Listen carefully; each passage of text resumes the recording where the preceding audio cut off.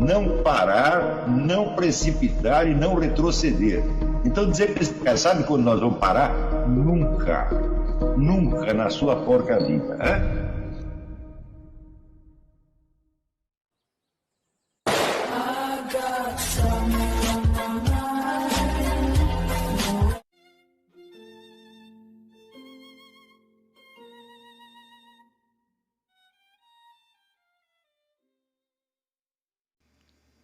E aí pessoal, tranquilo? Então vem aqui antes do vídeo começar, pedir para vocês se inscreverem, quem não for inscrito, compartilhar, curtir, comentar. Quem puder seja membro do canal, que isso ajuda bastante. Tem também o link do Apoia-se. Quem puder ajudar nosso canal e apoiar financeiramente vai ser muito bem-vindo.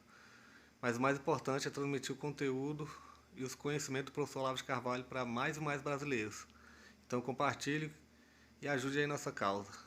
Muito obrigado a todos os membros, apoiadores do canal. Fico muito feliz.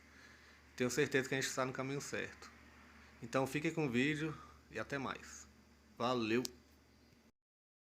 Os descendentes espirituais e ideológicos daqueles que fizeram a América grande e boa puseram todos os seus ovos na cesta política, exatamente como aconteceu no Brasil. Só que vamos dizer, eu há 30 anos eu não estou fazendo um apelo por uma contra-revolução cultural. Eu estou preparando o terreno para isso. Né? Ou seja, eu não estou pedindo que os outros façam, eu estou fazendo tudo aquilo que está ao meu alcance. E eu insisto com vocês, a única coisa que pode ter futuro no Brasil é este curso que nós estamos fazendo. Não há mais nada. Não há iniciativa pelo lado político, pelo lado religioso, pelo lado educacional, não há nada, tá certo? Se nós não prepararmos uma nova geração de intelectuais sérios, capazes, aptos a desbancar essa casta de farsantes que tomou conta de tudo, não haverá nenhuma esperança de um Brasil melhor sob aspecto nenhum, nem mesmo no mais simplório deles, que é o econômico. Aqui, nós sabemos que quando o nosso governo se gaba de que o Brasil retomou o crescimento, quer dizer que teve um crescimento de 4,1%, alguma coisa assim. Não se compara com nada que teve em outras épocas. Quer dizer que mesmo no setor econômico a coisa é medíocre. Né? Apesar de toda a ajuda internacional, que o Banco Mundial dá tudo mastigado para eles, ainda ajuda por todos os meios, mesmo aí nada de notável se faz. E não se fará em campo nenhum, nem no campo da segurança, da saúde, da educação, coisa nenhuma, enquanto não houver uma outra atmosfera mental nesse país. Ou seja, toda a atividade política no momento é burrice, é estupidez, é perda de tempo. Eu não cesso de receber aqui mensagens de pessoas, não, estou criando um movimento não sei das quantas, queremos fundar um partido, etc. etc. Tudo isso é besteira. Não, isso aí é tudo perda de energia e vai só contribuir para a tragédia nacional. Esta geração não tem nenhum dever propriamente político. Nós temos que tentar sanear a atmosfera cultural partindo de cima, quer dizer, dos produtos de alta cultura. Isto é a única coisa que é possível e que é necessário fazer. Por isto mesmo, eu insisto que aqueles que se sentem às vezes isolados, solitários e desguarnecidos, o que eles têm que fazer é criar mais laços com pessoas que estão fazendo a mesma coisa que eles, ou seja, que estão estudando as mesmas coisas e que têm as mesmas preocupações, atendendo então a definição de amizade de Santo Tomás de Aquino, que é idem vele, idem nole, quer dizer, querer as mesmas coisas e rejeitar as mesmas coisas. Vocês têm muita sorte, porque vocês estão podendo fazer isso numa época em que já existe esta atmosfera, que nós a criamos aqui. 30 ou 40 anos atrás eu não tinha nada disso, eu estava absolutamente sozinho, passei a minha vida fazendo tudo isso sozinho e sem ter com quem dialogar. O primeiro brasileiro com que eu pude ter algum diálogo nesse sentido foi o Bruno Tolentino, isso aí quando eu já tinha 50 e tantos anos. Ele também percebia o que eu estava percebendo, ele via a degradação geral, sabia no que ia dar, e infelizmente ele não teve tempo para colaborar mais ativamente nesse empreendimento. Talvez não tivesse também a vocação para isso. Né? Então, aqueles que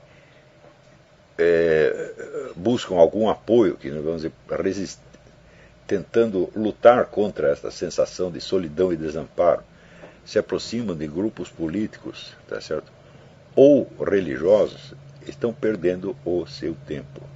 Especialmente comunidades religiosas. Eu advirto pela milésima vez. Vocês vão à igreja, confessem comum e saiam correndo. Não participem de nada. Não busquem fazer um círculo de relações dentro da igreja e não participem de movimento algum. Por quê? A função da igreja é manter os sacramentos, ensinar os princípios da doutrina e da moral, que são os mesmos de sempre, e só. Todas as decisões que a igreja tome no setor, vamos dizer, de político ou cultural, são todas decisões humanas, que não têm poder de autoridade nenhuma, e nesse sentido, a elite da igreja vem errando há 100 anos, e nós não temos nada a aprender com eles. Nada. Quando vocês analisam o caso do Concílio Vaticano II, vocês dizem, olha, quem inventou o Concílio Vaticano II não foi nenhum idiota, certo? Foi o próprio Papa, João XXIII, que ninguém, aquela história de que era um homem simplório, então a conversa mole, era um homem cultíssimo, e sabia o que estava fazendo, certo? E planejou o concílio em vista de facilitar o diálogo da igreja com a sociedade moderna, com o mundo moderno, e deu no que deu, quer dizer, perdeu completamente o controle da coisa, e o resultado é que já na geração seguinte, metade dos católicos fugiram da igreja. Uns foram para casa, outros foram para igrejas evangélicas, etc, etc, que também não resolvem o problema, evidentemente. E se este plano, que foi o maior, o mais pensado, o mais elaborado, deu no que deu, você imagina planos menores.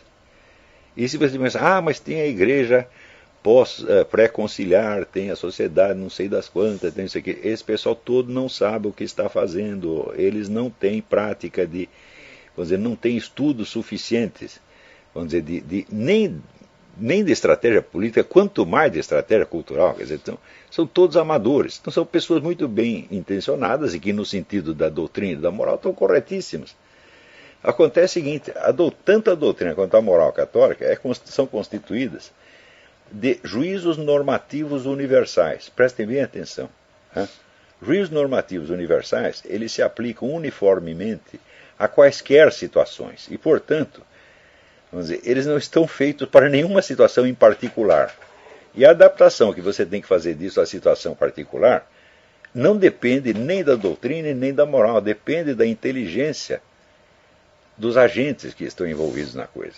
Tá certo? E neste sentido, vamos dizer, a coisa mais inteligente que foi feita nos últimos 50 anos é esse empreendimento do Papa agora de pegar os textos do concílio e tratar de reinterpretá-los à luz da tradição, ou seja, reinfundir um sentido tradicional naquilo que às vezes tem um sentido precisamente antitradicional. Isso é muito bom, só que é o seguinte, não foram os textos do concílio que marcaram a história. Foi o concílio enquanto acontecimento, e sobretudo enquanto acontecimento midiático, enquanto acontecimento de mídia. Tá certo? Foi isto que marcou, vamos dizer, a mudança de mentalidade na igreja e no mundo, e não os textos do concílio. Os textos, se você pensar bem, eles poderão vir a ter importância daqui 2 ou 3 séculos. Agora, o que sobrou foi a mudança efetiva, cultural e política, que o concílio causou. Portanto, o concílio como fato, como acontecimento histórico, e não como conjunto de declarações escritas. Tá certo? Então, o Papa está fazendo o máximo que ele pode fazer, mesmo porque o Papa está sozinho, o Papa está isolado. Uma vez ele disse, olha, a minha autoridade aqui termina naquela porta. Então, é claro, nós temos toda a obrigação de apoiá-lo. Mas apoiá-lo do nosso jeito, com a nossa estratégia, e não seguindo a orientação de algum bispo ou cardeal. Esse pessoal todo, vamos dizer, em termos de compreensão da história, está muito atrasado. Às vezes tem uma compreensão quase pueril da coisa e, sobretudo, vamos dizer, Isso não é só os católicos, os protestantes. Quando eles começam a querer interpretar o que está acontecendo à luz da revelação e da Bíblia. Eu digo, não é assim que se faz. Os fatos têm a sua autoridade própria. Eles não dependem do que está escrito na Bíblia. Então, primeiro você tem que ter a compreensão dos fatos em si mesmos, e depois você buscar inspiração na Bíblia para compreender o seu sentido espiritual, não necessariamente o seu sentido histórico-social agora. Então, esse pessoal que tenta ver nos acontecimentos, vamos dizer, os sinais proféticos, eu digo, em primeiro lugar, todo sinal profético é duvidoso por um motivo seguinte. Se você tenta prever o curso da história, tá certo? Você está fazendo como se a história humana fosse um romance, um livro de história, que tem um começo, meio e um fim. Bom, nós sabemos que tem um fim, mas quando é esse fim? Jesus Cristo diz que nem ele sabia, ele diz só Deus Pai sabe. Então, portanto, qualquer tentativa, aliás, a igreja condena qualquer expectativa de especular o fim do mundo. Ora, se você não tem a menor ideia da duração de uma história, você não sabe quais são os capítulos seguintes. Portanto, você não sabe qual é o significado que dentro desse conjunto tem os acontecimentos atuais. Portanto, qualquer tentativa de interpretar os acontecimentos históricos à luz da profecia é besteira. Vai sempre dar errado. Sempre, sempre, sempre. A não ser quando vem a profecia, vamos dizer, vem uma nova profecia. Aí sim. Uma coisa é você ser um profeta, outra coisa é você interpretar as profecias. Por exemplo, quando Nossa Senhora, em Fátima, diz, olha, dentro de tanto tempo vai ter uma nova guerra nessas condições, a Rússia vai fazer isso assim, assim, ela não está interpretando a profecia, ela está fazendo uma. Tá certo? Então, e não é sequer uma coisa que precisa ser interpretada, porque tudo que ela disse é num sentido literal, factual, assim, brutalmente visível, tá certo? Então, eu não estou falando disso, evidentemente. Então, eu estou falando quando o pessoal começa, por exemplo, a associar acontecimentos de agora a algum versículo que está lá no Gênesis, tá certo? Ou em São Paulo Apóstolo. Não dá para você fazer isso. Só Deus pode fazer isso. Por quê? Porque Deus sabe quando é o fim da história. Deus sabe qual é a duração da vida de cada um de nós. Ele sabe exatamente o dia e a hora que nós vamos morrer. E por isso ele sabe precisamente o significado que cada acontecimento da nossa vida tem no conjunto. Nós não sabemos. Ao contrário, nós temos que ir tateando no meio de interpretações hipotéticas que não darão conta do acontecimento, mas determinarão as nossas ações em seguida. Tá certo? Então,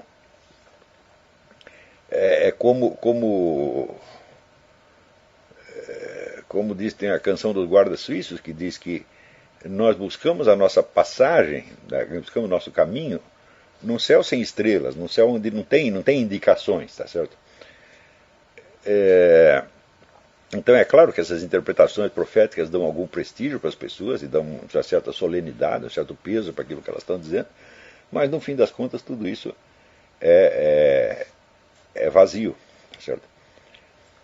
Então, para nós entendermos alguma coisa do que está acontecendo no mundo, só tem um jeito.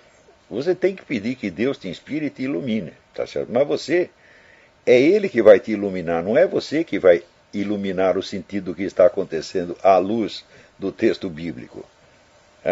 Você tem que usar os meios humanos de investigação, os meios científicos, históricos, filosóficos, etc., pedindo que Deus te ilumine e te mostre pelo menos o próximo passo. Tá certo? Não o significado total da coisa. A nossa tendência, quase incoercível, é tentar descobrir no significado final no que aconteceu. Mas qualquer coisa que aconteça hoje, tem um significado hoje, vai ter outro amanhã, porque outras coisas vão acontecer e a regra número 1 da história, o que quer que aconteça, provoca novos acontecimentos. Então, nenhum acontecimento está acabado. Então, o máximo que nós podemos chegar é uma descrição razoável daquilo que está acontecendo. E, note bem, há muito tempo eu procuro alguma descrição razoável, eu procuro alguém que esteja entendendo o que se passa e vejo que as pessoas entendem muito pouco, os melhores entendem muito pouco. Você vê aqui o pessoal do Eric Wegener Society, que são os melhores estudiosos de ciência política que tem nos Estados Unidos. Nenhum deles entendeu o que era o Barack Obama. Eu explicava para eles, Barack Obama é isso, assim, ele vai fazer isso, mais isso, mais isso. Eles diziam, não, você está exagerando, ele é um político como qualquer outro, etc. Bom, agora, passados 4 anos, eles dizem, você tinha razão. Eu falo, mas agora não adianta. Né? Então, isso quer dizer, eu estou fazendo um esforço monstro para entender o que está acontecendo.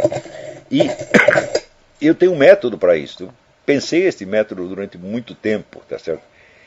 E paguei caro para adquiri-lo, porque muita coisa eu não pude aprender em livro, eu tive que meter as caras e sofrer a experiência pessoalmente, de que a curiosidade matou o gato. Então muitos desses conhecimentos foram pagos até com risco de vida. Entendeu?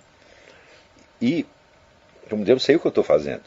Eu sei que essas minhas análises de conjuntura internacional são as únicas que prestam. Tá? Lamento dizer isto.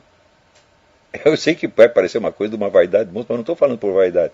Eu procuro, né, por toda parte, alguém que diagnostique o estado de coisas no mundo com clareza suficiente. Eu não encontro. Tá certo? E até hoje, os meus prognósticos têm todos se revelado bastante corretos. Tá certo? Então,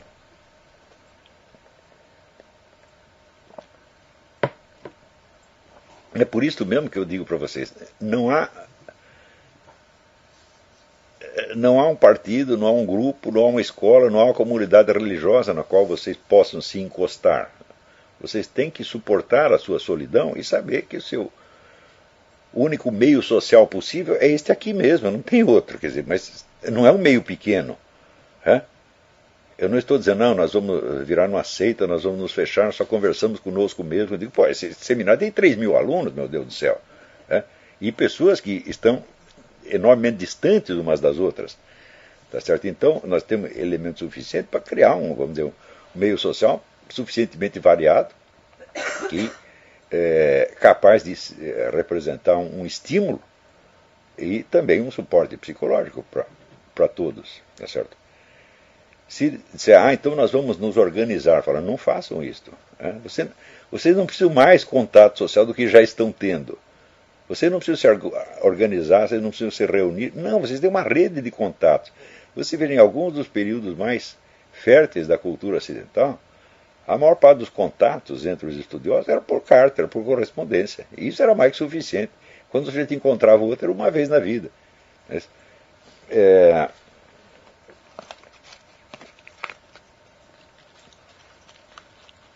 Então nós estamos de novo na mesma situação.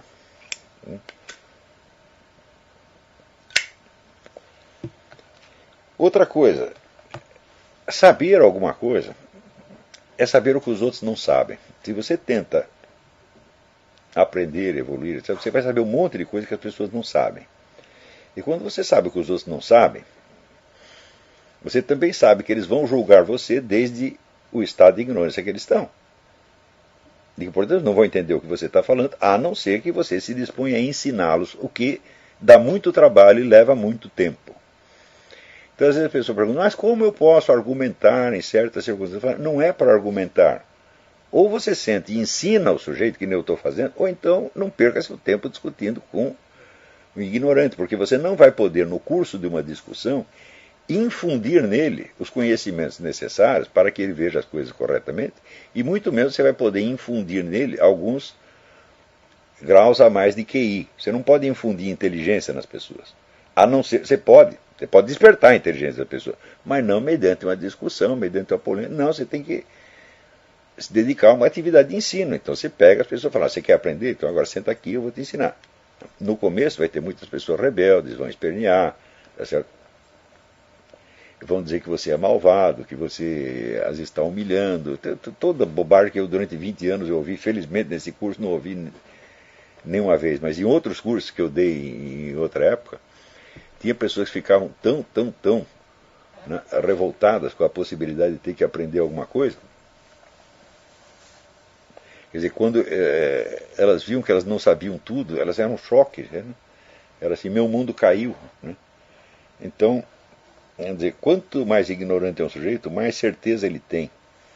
E quanto mais certezas absurdas ele tem, mais ele afirma que tudo é relativo, que não existem certezas definitivas, etc. É uma coisa incrível, né? Então, bom, agora vamos voltar a um tema que eu andei arranhando nas aulas anteriores, e que é o seguinte: eu não acredito, vamos dizer, na possibilidade de haver uma filosofia especulativa hoje, no sentido em que Leibniz ou Descartes fazia, quer dizer, que é um conjunto de teses universalmente válidas, capazes de orientar todos os campos do conhecimento. Eu não acredito que isso seja possível, tá certo? Mas eu acredito que a filosofia é um instrumento pessoal de orientação no mundo. Quer dizer, que uma doutrina que tivesse esta função que as antigas filosofias especulativas se arrogavam, quer dizer, dá um conjunto de teses que são universalmente válidas, obrigatórias para todos, etc., ela resolveria o problema? Não.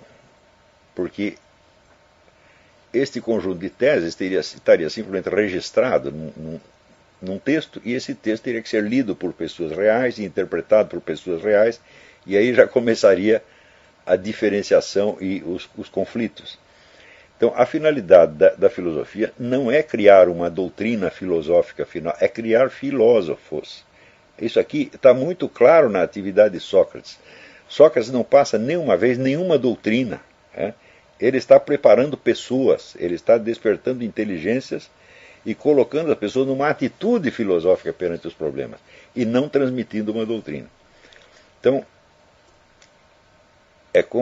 pode parecer até um paradoxo, mas a finalidade da filosofia não é produzir uma filosofia, mas produzir filósofos, né? Então, e os filósofos são pessoas eminentemente capazes de interpretar o que está acontecendo e de lançar alguma luz sobre o destino da presente geração e das próximas. Isso é o máximo que nós podemos fazer. Então, existe um outro exemplo disso que eu estou dizendo, que nós encontramos em Aristóteles. Quando Aristóteles formula as regras da lógica, da onde ele tira aquelas regras e da onde ele tira, sobretudo, o sistema das categorias? Hoje nós conhecemos suficientemente a coisa para saber que a base imediata de inspiração da lógica de Aristóteles foram as observações que ele fez no campo da biologia, especialmente da zoologia, no estudo dos seres vivos. Isto quer dizer que o sistema das categorias de Aristóteles não é um sistema de diferenças entre palavras, mas de diferenças entre aspectos da realidade que aparecem na experiência. E nesse sentido, a lógica de Aristóteles está muito próxima, vamos dizer, da percepção efetiva, do conhecimento intuitivo. Ela está perto do conhecimento intuitivo ao ponto de que toda a técnica da demonstração silogística se funda numa percepção intuitiva. Porque, por exemplo, quando você faz um silogismo, né, A igual a B, B igual a C, portanto A igual a C, não é isso? Como é que você percebe, vamos dizer, a unidade entre a conclusão e as premissas que foram dadas anteriormente? Não é por um meio lógico, você apreende a unidade daquilo num relance. Então você percebe a igualdade de duas coisas. Essa percepção é intuitiva. Sem esta percepção intuitiva, não seria possível a demonstração do que quer que fosse. Então, mais ainda, nós sabemos que Aristóteles acreditava que a lógica não fornece nenhum conhecimento, que ela apenas fornece meios de prova, meios de verificação. Tá certo? E que a origem do conhecimento teria que ser buscada, a busca do conhecimento mesmo se dá por outros meios, especialmente pela dialética. E o que é dialética? A confrontação de hipóteses contrárias, hipóteses opostas. Tá certo? Da onde ele tira as hipóteses opostas? Ele as inventa? Não. Ele as tira da tradição, quer dizer, ele pega assim, as sentenças dos sábios, como ele diz que todo conhecimento surge de algum conhecimento anterior. A primeira coisa que ele busca é quais são os conhecimentos que já existem, o que já disseram a respeito. Então isso quer dizer que o material que ele começa a investigar não sai da cabeça dele E não são puras hipóteses abstratas, são ideias e crenças que já estavam em discussão, que já estavam imbricadas na cultura do tempo e que, portanto, refletem de algum modo a experiência adquirida na comunidade, a experiência viva que foi, vamos dizer, se mostrando e se revelando através de vários aspectos contraditórios, que este viu um pedaço, o outro viu outro pedaço, o outro viu outro pedaço. Então, é a partir, vamos dizer, da confrontação dessas visões contrárias que ele vai buscar o quê? Os princípios unificadores que permitem dar conta de todas essas diferenças e explicá-las. Dizer, olha, a unidade do objeto está aqui e apareceram essas teses diferentes, porque aqui tem este aspecto, aqui tem aquele outro aspecto, e cada um viu um aspecto diferente, mas a interconexão de todos esses aspectos é dada aqui pela, vamos dizer, verdadeira natureza do objeto que está sendo investigado. Então, quando você capta a natureza do objeto e capta, portanto, os princípios fundadores a partir do qual se pode obter um conhecimento seguro a respeito, esse conhecimento seguro tem que explicar não somente o objeto, mas o surgimento das várias opiniões anteriores e parciais a respeito. Então, quer dizer, a compreensão da natureza do objeto e dos seus princípios fundadores explica não somente o objeto, mas aquilo que se pensou sobre ele.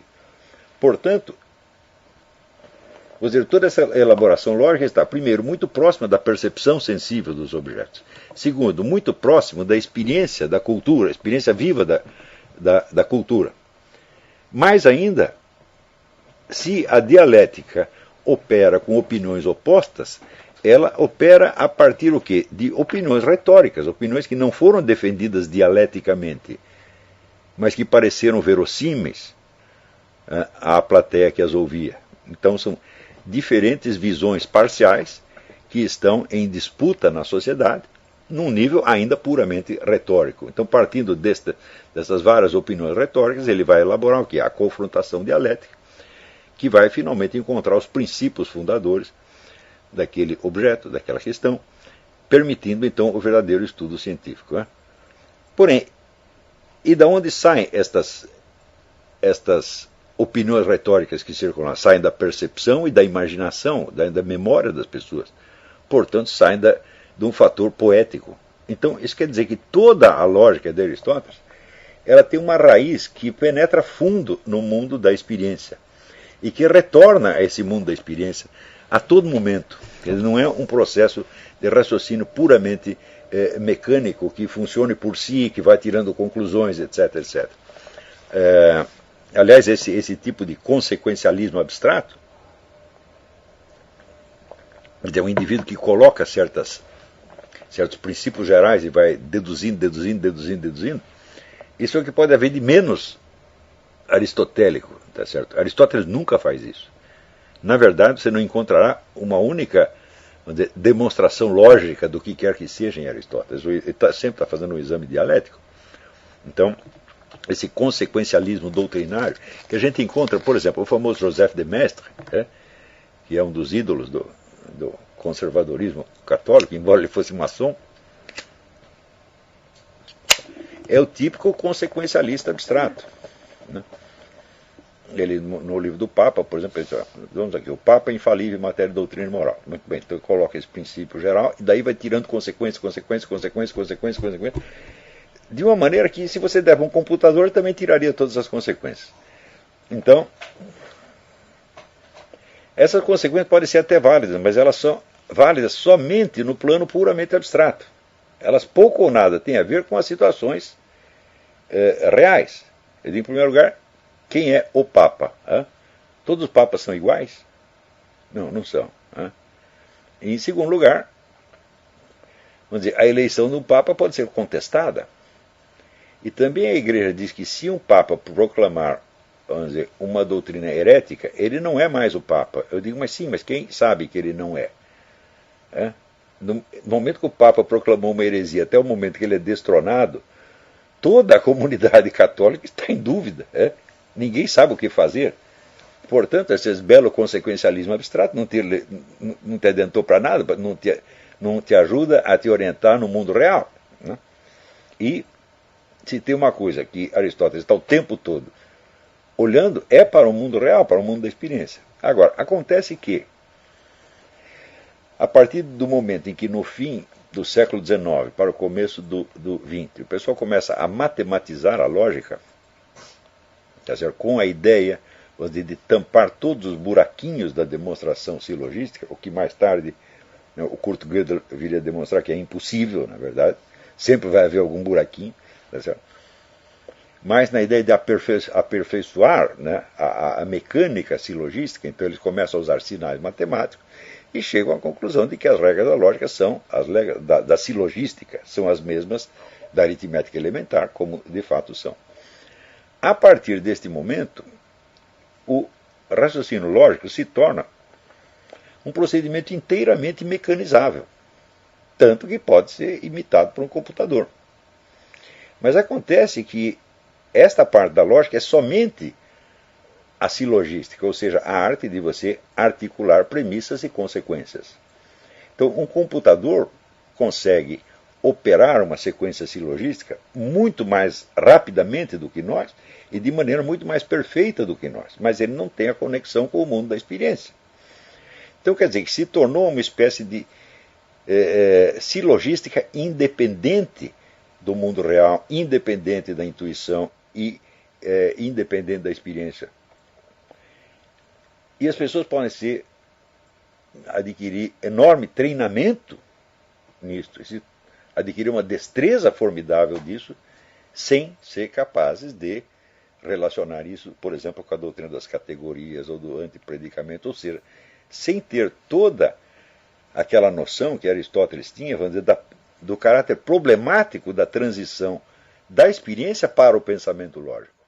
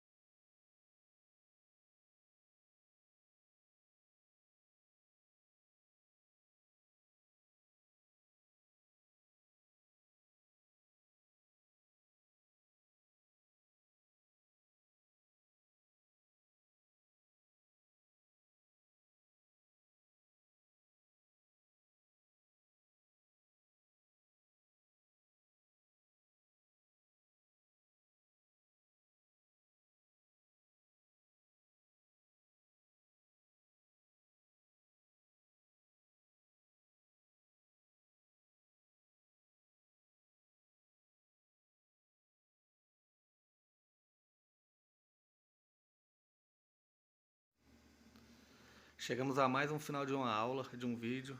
Espero que tenham gostado. Quem não se inscreveu ainda, se inscreva, compartilhe, comente. Ajude o nosso canal, apoie, seja membro. E ajude o nosso canal a chegar a cada dia a mais brasileiros que precisam muito do conhecimento do professor Olavo de Carvalho. Então é isso aí, fique com Deus, até o próximo. Valeu! Então é isso aí, pessoal, que é o nosso canal, que são alguns livros que eu já li. A maioria foi doação, mas alguns eu adquiri, professor Olavo de Carvalho. Alguns livros se perderam aí que eu emprestei, professor Alexandre Costa, a Bíblia Sagrada. 10 lições sobre Karl Marx. Indico a não ler esse livro, que é muito ruim mesmo. Alguns pensadores aqui que realmente, como o professor Olavo de Carvalho disse, não são pensadores. Valeu, tamo junto aí. Apoie nosso canal, seja membro.